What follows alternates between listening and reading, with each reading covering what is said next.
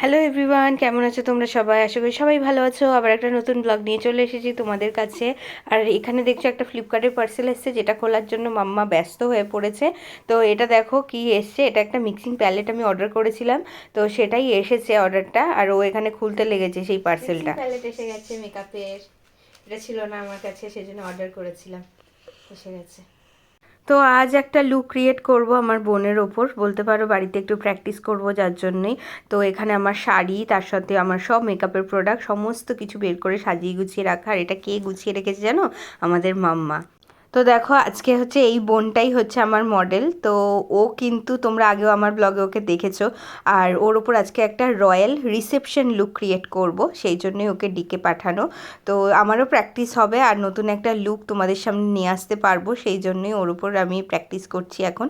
তো তোমরা কিন্তু দেখে জানাবে যে আজকের লুকটা ঠিক কতটা কি আমি ক্রিয়েট করতে পারলাম কি না পারলাম। তো সেই রকমই একটা প্র্যাকটিস চলছে এখানে।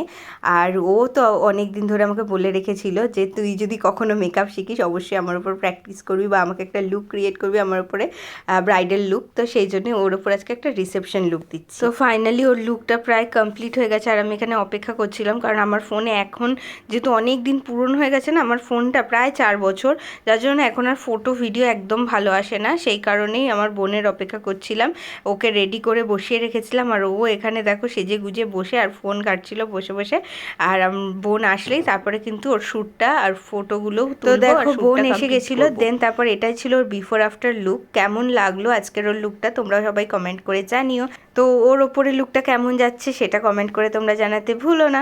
আর এখানে দেখো সব কিছু কমপ্লিট হয়ে যাওয়ার পর ওর মেকআপ তুলে দিচ্ছিলাম আমি, বিফোর আফটার। ওর তো আমার কাছে সেজে ভীষণ ভালো লেগেছে, এমনকি ওর লুকটাও ভীষণ ভালো লেগেছিলো। আর দেখো এদিকে আমার জামাইবাবু এসে গেছে, গাড়ির আওয়াজ শুনে আমি ওপর থেকে জানলার কাছে ছুটতে গেছি। আর এদিকে তখন মাম্মা পড়তে এসেছিলো। শু এসেছে, রিয়া এসেছে, শু এসেছে, রিয়া এসেছে, টিং টিং। তো আমি আর মাম্মা তো ভীষণ খুশি, কারণ এখন দিদি জামাইবাবু 2 দিনের জন্য আমাদের বাড়িতে এসছে। আর খুব মজা হবে, পরের ব্লগগুলোও তোমরা দেখো।